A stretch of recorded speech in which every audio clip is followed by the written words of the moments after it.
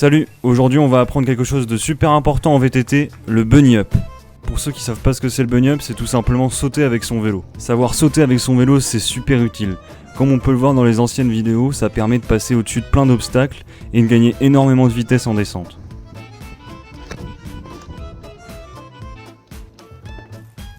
Au niveau du setup du VTT, comme d'habitude, on va venir baisser sa selle parce que ça permet d'avoir beaucoup plus de motricité sur le vélo.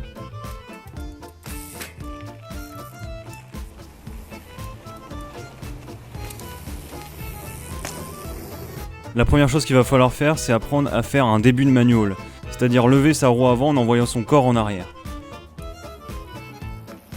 Le mieux pour comprendre le principe du manual, c'est de mettre son corps en avant sur le vélo avant de l'envoyer totalement en arrière derrière la selle.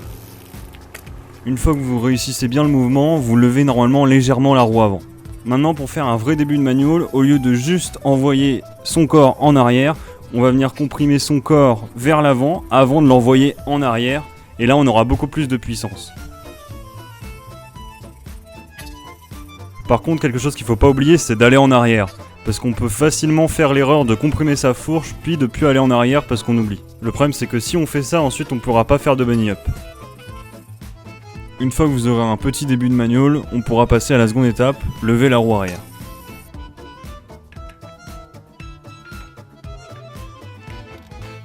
Ici pour la roue arrière, on va faire comme d'habitude sur les autres tutos.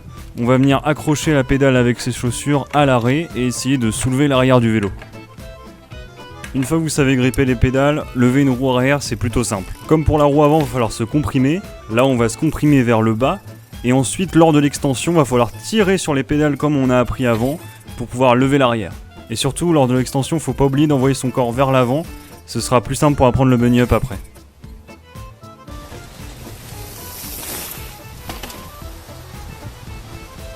Maintenant on va passer au bunny up en lui-même, ce qui est peut-être le plus difficile. Donc je vous conseille de vous prendre un obstacle qui est pas très haut et qui s'enlèvera facilement si vous le touchez.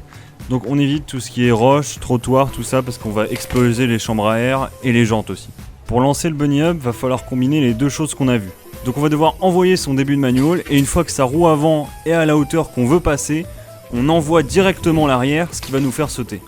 C'est rare d'y arriver le premier coup, et donc ce que je vous conseille de faire pour vous entraîner, c'est de faire l'avant puis l'arrière comme on a vu tout à l'heure, mais avec de moins en moins d'espace entre les deux mouvements, et au bout d'un moment vous devriez avoir les deux en même temps.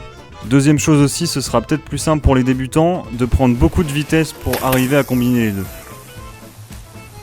Avec ces éléments, vous devriez être capable de faire vos premiers bunny up et de gagner énormément de vitesse en descente. Si vous avez des questions, n'hésitez pas, j'y répondrai dans les commentaires. Sur ce, on se voit dans la prochaine vidéo.